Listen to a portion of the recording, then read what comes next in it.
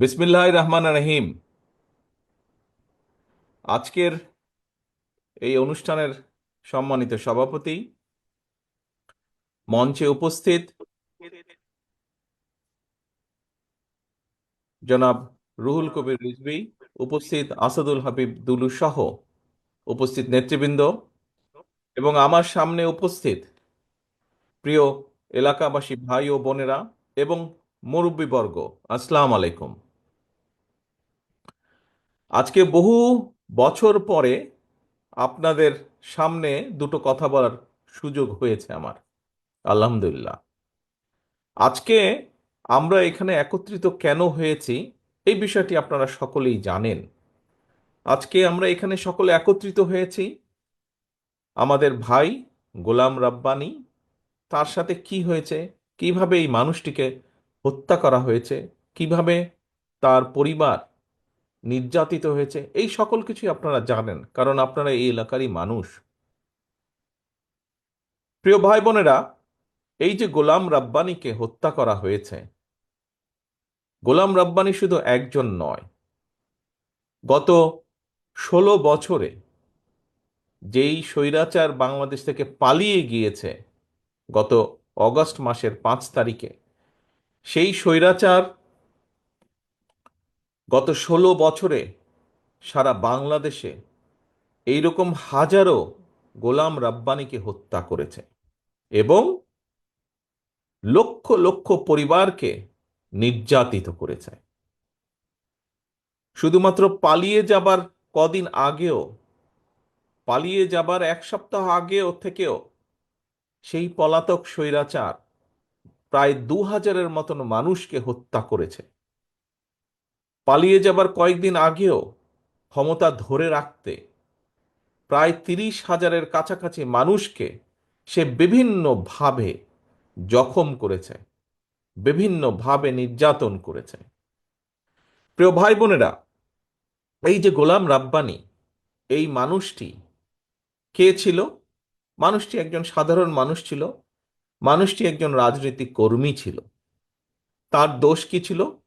তার দোষ ছিল সে দেশের মানুষের যেই অধিকার, কথা বলার অধিকার বলি আমরা, ভোটের অধিকার বলি আমরা, অর্থাৎ মানুষের যে অধিকার, ওই যে পালিয়ে গেছে যে 5 তারিখে স্বৈরাচার, সে সেই অধিকারকে দাবিয়ে রাখতে চেয়েছিল। গোলাম রাব্বানী সেটার বিরুদ্ধে প্রতিবাদ করেছিল, মানুষের পক্ষে কথা বলেছিল, মানুষের কথা বলার পক্ষে, মানুষের অধিকারের পক্ষে, মানুষের রাজনৈতিক অধিকারের পক্ষে কথা বলেছিল এবং সে কারণেই স্বৈরাচারের দোসর তাকে হত্যা করেছে, এরকম বহু হত্যা করেছে। প্রিয় ভাই বোনেরা, আজ আমরা হয়তো গোলাম রাব্বানী সহ আরো যারা আমাদের ভাইরা শহীদ হয়েছে তাদেরকে আমরা ফিরিয়ে আনতে পারবো না। যারা বিভিন্নভাবে ক্ষতিগ্রস্ত হয়েছেন, আমাদের যে সকল ভাইয়েরা বোনেরা ক্ষতিগ্রস্ত হয়েছেন, বিভিন্নভাবে পঙ্গুত্ব নির্যাতনের শিকার হয়েছেন, পঙ্গুত্ব বরণ করেছেন, তাদেরকে হয়তো চিকিৎসার মাধ্যমে আমরা কাউকে কাউকে সুস্থ করে সম্পূর্ণভাবে সুস্থ করতে পারবো, কাউকে কাউকে হয়তো কিছুটা হলেও আমরা সুস্থ করতে পারবো। যেই পরিবারগুলো বিভিন্নভাবে ক্ষতিগ্রস্ত হয়েছে, আপনারা সহ বাংলাদেশের মানুষ যাদের পক্ষে সম্ভব, সেই মানুষগুলো যদি এই পরিবারগুলোর পাশে আমরা যার যতটুকু সামর্থ্য আছে তা নিয়ে যদি আমরা পাশে দাঁড়াই, তাহলে সেই পরিবারগুলো আগামী যে কয়দিন বেঁচে থাকবে কিছুটা হলেও ভালো থাকবে। প্রিয় ভাই বোনেরা, আজ স্বৈরাচার পালিয়ে গিয়েছে, বাংলাদেশ, বাংলাদেশের মানুষ এখন স্বৈরাচার মুক্ত। এখন সামনে আমাদের আরেকটি বড় যুদ্ধ। কি সেই যুদ্ধ? যেই সংগ্রাম, যেই আন্দোলন বিগত 16 বছর যাবৎ এই দেশের মানুষ, বিশেষ করে রাজনৈতিক দলগুলোর নেতাকর্মীরা করেছিল মানুষের সহযোগিতা নিয়ে, মানুষের সমর্থন নিয়ে, সেই অধিকারকে, যে অধিকারকে প্রতিষ্ঠিত করার জন্য সেই অধিকারগুলোকে পর্যায়ক্রমিকভাবে আমাদের এখন প্রতিষ্ঠিত করতে হবে। এই গোলাম রাব্বানীরা যারা শহীদ হয়েছে, যারা নিজের জীবন দিয়েছে, তাদের লক্ষ্য কি ছিল? প্রথম লক্ষ্যই তাদের ছিল মানুষের রাজনৈতিক অধিকারকে প্রতিষ্ঠিত করা, মানুষের বাক স্বাধীনতাকে প্রতিষ্ঠিত করা। কারণ খুব সহজ কথায় যদি আমরা বলি, এই যে মানুষগুলো আপনারা এখানে যারা বসে আছেন অথবা দাঁড়িয়েছেন, যারা এই আজকের এই সমাবেশে উপস্থিত হয়েছেন, বিভিন্ন কথা শুনেছেন, প্রত্যেকটি মানুষের বিভিন্ন বিষয় আছে। কেউ এখানে কৃষক আছেন, কেউ এখানে ছাত্র আছেন, কেউ এখানে বিভিন্ন পেশার শ্রমিক আছেন। প্রত্যেকটি মানুষেরই বিভিন্ন বিষয় আছেন। এখন এই মানুষগুলোর বিভিন্ন রকম বিষয়ের মধ্যে বিভিন্ন রকম সমস্যা আছে। এই সমস্যাগুলো, বেকার আছেন, বহু শিক্ষিত বেকার হয়তো এখানে বসে আছেন, আপনাদের কর্মসংস্থান দরকার।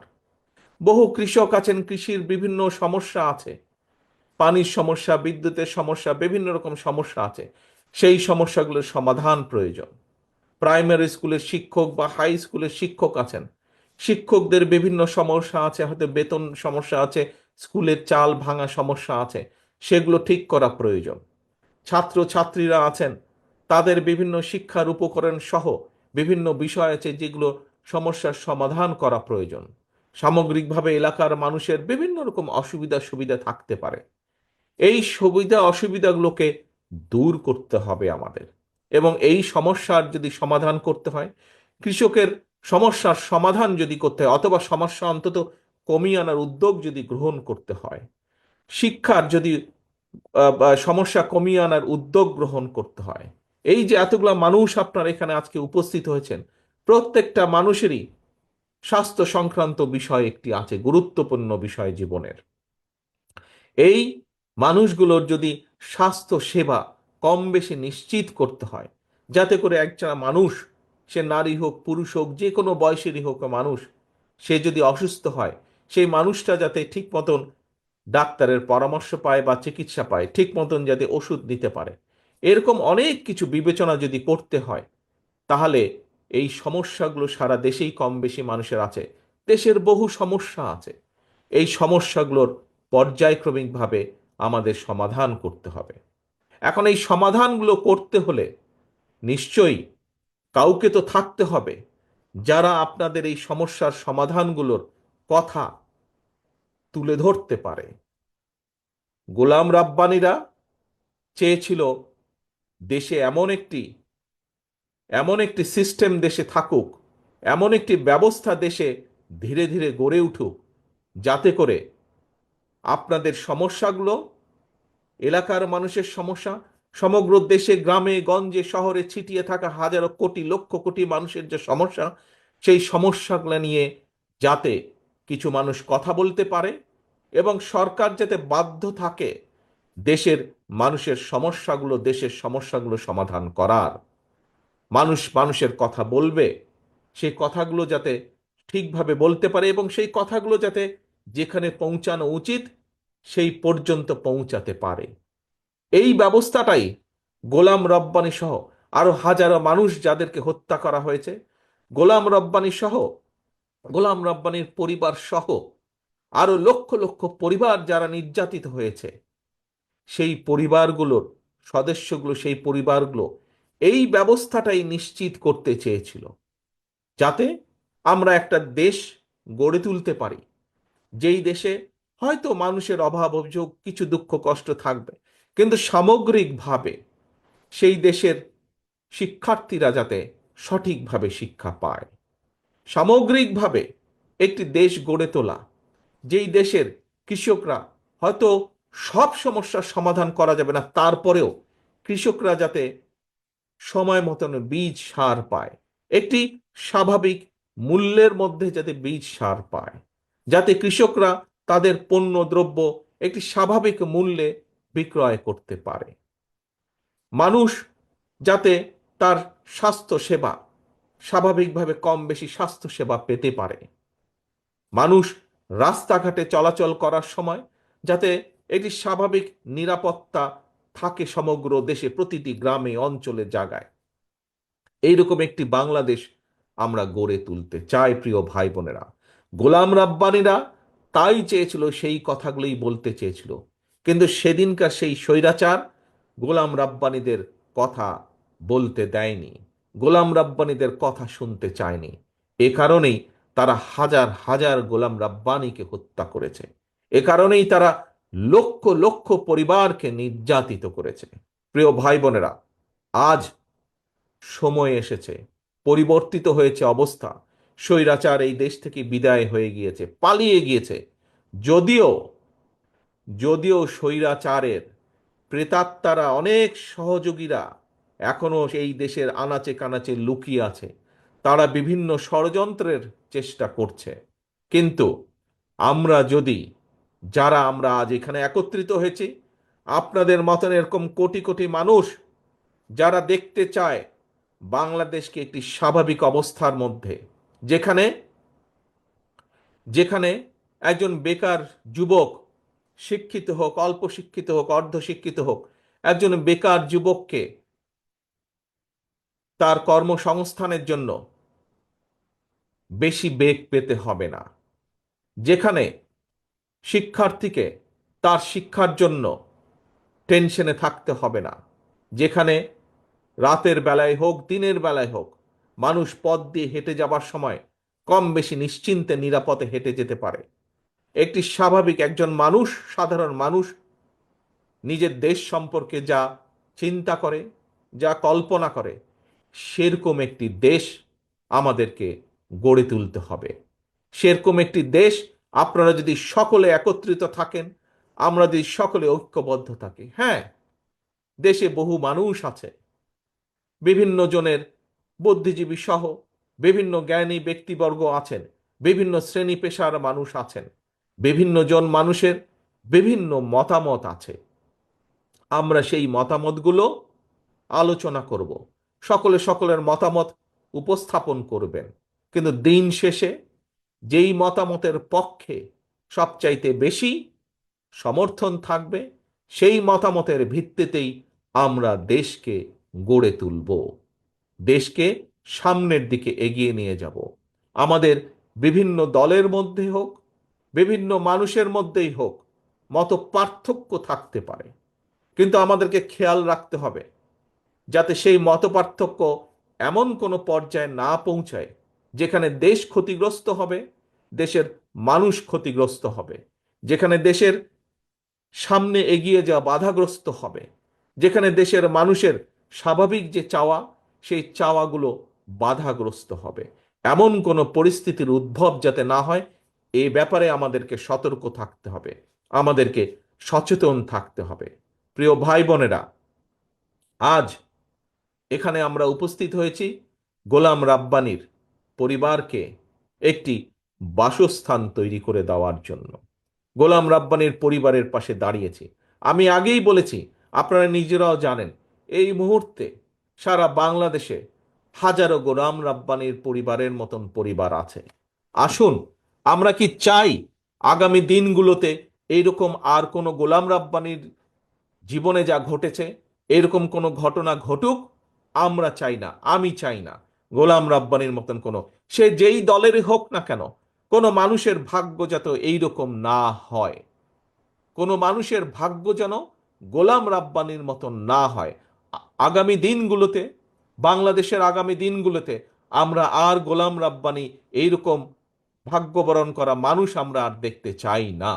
আমরা একটি স্বাভাবিক বাংলাদেশ চাই, আমরা একটি নিরাপদ বাংলাদেশ চাই, যেখানে মানুষ মানুষের পাশে দাঁড়াবে, মানুষ মানুষকে সহযোগিতা করবে, যেখানে মানুষের সমস্যার সমাধানের চেষ্টা করা হবে, যেখানে মানুষের, সাধারণ মানুষের অভাব অভিযোগ যেগুলো আছে সেগুলো সমাধানের উদ্যোগ গ্রহণ করবে সরকার।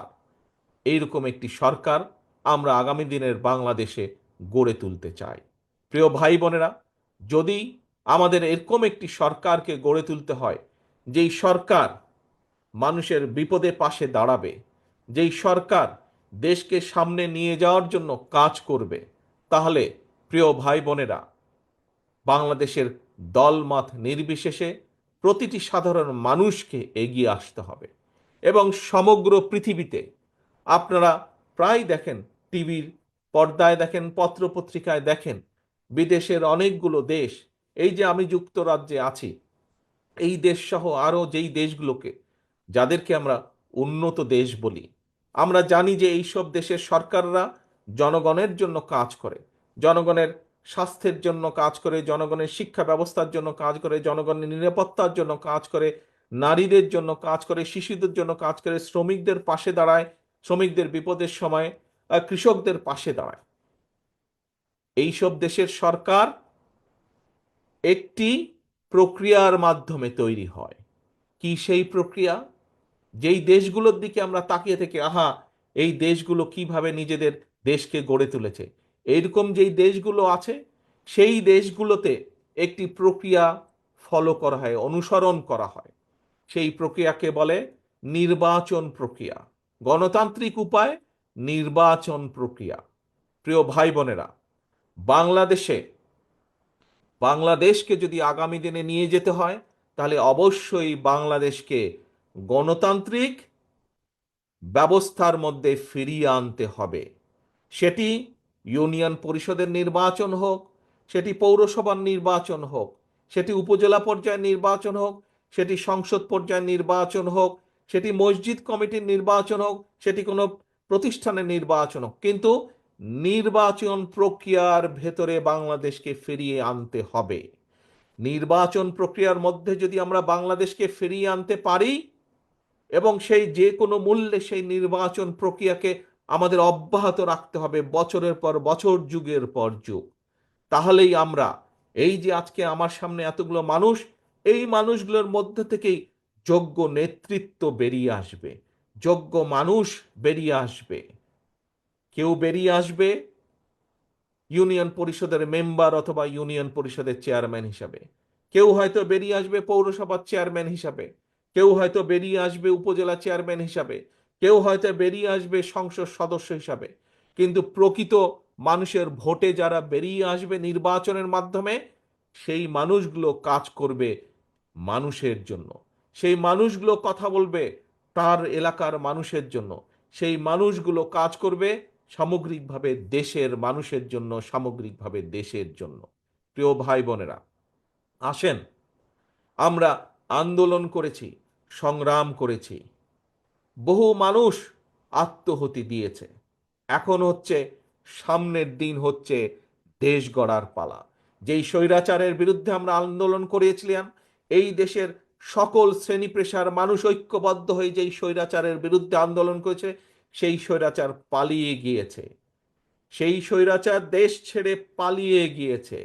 এখন সামনে হচ্ছে দেশ গড়ার সময়, এবং এই দেশকে যদি গড়তে হয়, দল মত নির্বিশেষে আমাদের সকলকে ঐক্যবদ্ধ হতে হবে।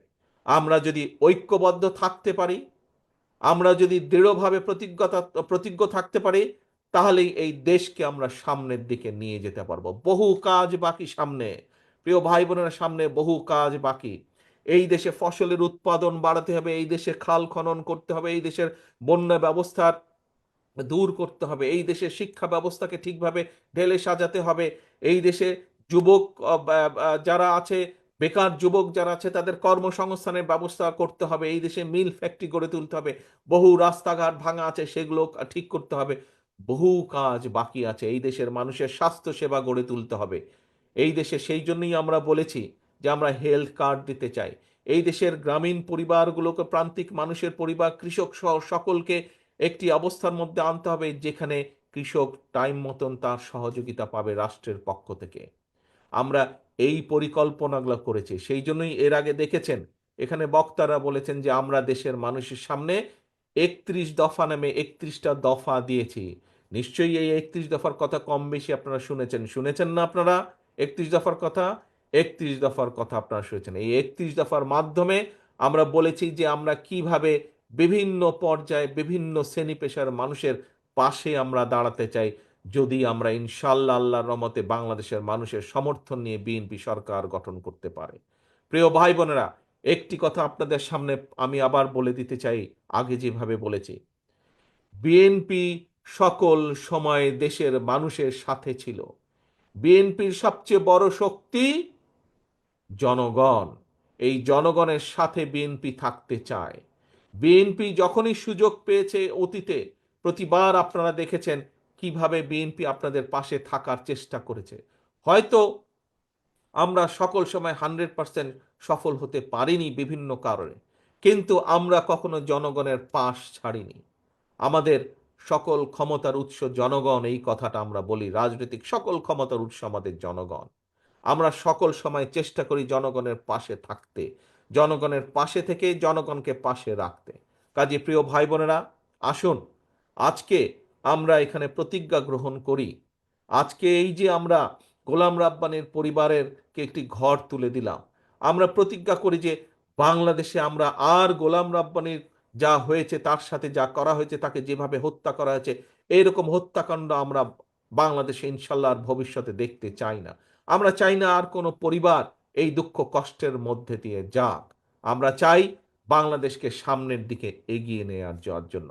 আজকের এই অনুষ্ঠানে আমরা প্রতিজ্ঞা গ্রহণ করি যে গোলাম রাব্বানি সহ, আমাদের এই গোলাম রাব্বানি সহ সারা বাংলাদেশে যে হাজারো গোলাম রাব্বানি যারা শহীদ হয়েছে, তারা যে কারণে শহীদ হয়েছে, যে কারণে নিজের জীবনটা তারা দিয়ে দিয়েছে, যেই কারণে, যেই দাবিকে প্রতিষ্ঠা করার জন্য, যেই দাবিকে প্রতিষ্ঠিত করার জন্য তারা জীবন দিয়েছে, সেই দাবিকে যাতে আমরা প্রতিষ্ঠিত করতে পারি, সেই শপথ আজকের এই অনুষ্ঠানে আমরা গ্রহণ করি।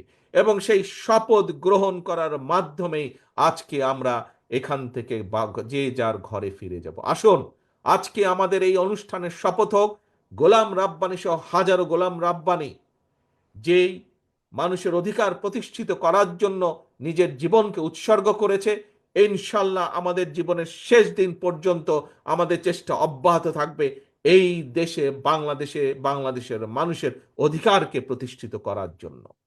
প্রিয় ভাই বোনেরা, এই বক্তব্য রেখে আমি আপনাদের কাছ থেকে ইনশাল্লাহ বিদায় নিচ্ছি।